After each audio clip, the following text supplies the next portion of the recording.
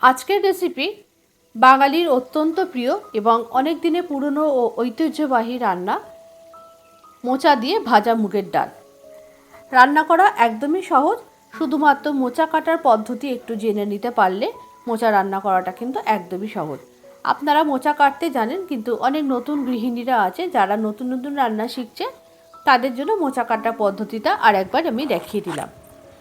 এখানে আমি একটা বেশ বড় সাইজের মোচা নিয়ে নিয়েছি এবং মোচার ওপরে যে দেখুন নৌকোর মতো অংশটা, এই খোলাটাকে ছাড়িয়ে নিচ্ছি। ছাড়িয়ে মোচার ফুলগুলোকে আমি প্রথমে বার করে নিলাম যতটা লাগবে।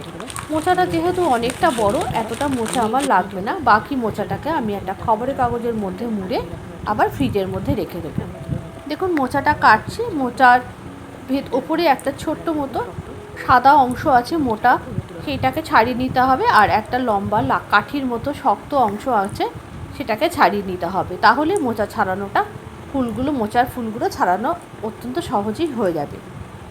এইভাবে আমি মোচার ফুলের থেকে দেখুন প্রথমে এই ছোটো সাদা নৌকোর মতো অংশটা এবং তারপরে এই শক্ত কাঠির মতো অংশটা ছাড়িয়ে নিলাম।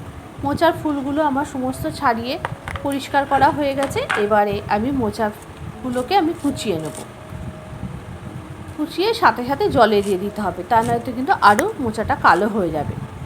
মোচাটা খুব ভালো হয় যদি রান্না করার একদিন আগে আপনারা রাতের বেলা কেটে জলে ভিজিয়ে রাখেন, তাহলে মোচার মধ্যে যদি একটুও তিতকুটে ভাব থাকে সেটা আর থাকবে না। এইভাবে সমস্ত মোচাটা আমি কেটে নিয়েছি এবং মোচাটাকে কিন্তু আমি প্রেসারে সিটি মেরে মোচাটাকে সিদ্ধ করে নিয়েছি। আর এখানে নিয়ে নিয়েছি 300 গ্রাম মুগের ডাল। আমি আগে থেকে জলে ভিজিয়ে নিয়েছিলাম।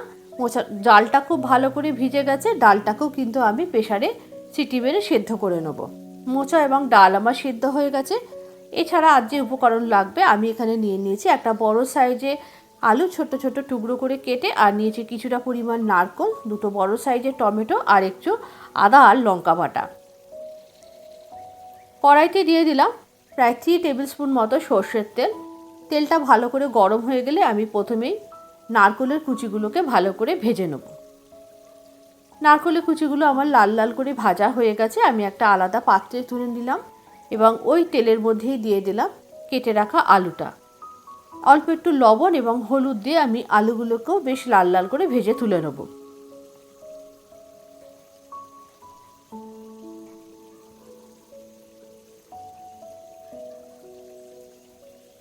এরপরে ওই একই তেলের মধ্যে আমি দিয়ে দিলাম 3টে শুকনো লঙ্কা আর একটু তেজপাতা ফোড়ন, আর দিয়ে দিলাম একটু গোটা জিরে ফোড়ন।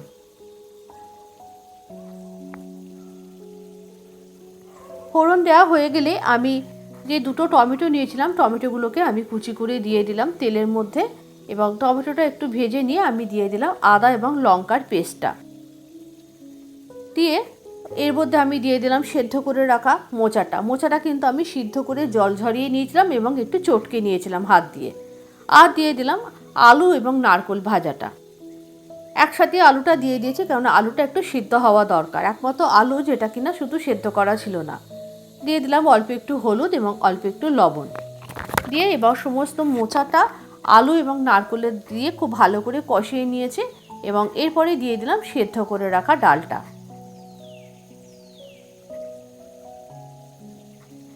ডাল, আলু এবং মোচা খুব ভালো করে আমি একটু তেলের সাথে কষে নিয়েছি। এরপরে প্রেসার কুকারের মধ্যে একটু গরম জল করে প্রেসার কুকারের মধ্যে যে এক্সট্রা ডালটা লেগেছিল সেটা আমি ভালো করে ধুয়ে কড়াইয়ের মধ্যে দিয়ে দিলাম। এরপর আমি কড়াইয়ের ঢাকনা চাপা দিয়ে ডালটাকে একটু ভালো করে জাল দিয়ে নিয়েছি। ডালটা বেশ ভালো করে ফুটে ঘন হয়ে এসছে। এই সময় দিয়ে দিয়েছি ওপর থেকে ছড়িয়ে 1 টিস্পুন ভাজা জিরে গুঁড়ো, আর দিয়ে দিয়েছি 1 teaspoon Kashmiri red chilli powder, একটু ভালো কালারের জন্য। ডালটা দেখুন প্রায় ফুটে রান্না হয়ে এসেছে। এই সময় আমি দিয়ে দিয়েছি টেস্ট ব্যালেন্সের জন্য অল্প একটু চিনি। নিরামিষ ডাল একটু মিষ্টি মিষ্টি হলে খেতে ভালো লাগবে, মুগের ডাল একটু চিনি দিলে ভালো লাগে খেতে। আর দিয়ে দিলাম 1 চিমটে মতো গরম মশলা গুঁড়ো। ডালটা একদমই রেডি। এই সময় নামানোর আগে আমি দিয়ে দিয়েছি 2 টিস্পুন মতো ঘি। এরপরে ডালটাকে আমি একটা বোলের মধ্যে সার্ভ করে নিয়েছি।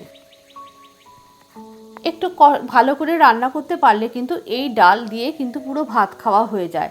আর এর সাথে যদি একটু গরম বেগুন ভাজা থাকে বা বেগুনি, তাহলে তো আর কোনো কথাই হয় না।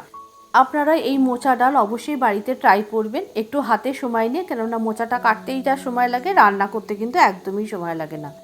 আজকের রেসিপিটা আপনাদের কেমন লাগলো অবশ্যই একটু কমেন্ট করে জানাবেন।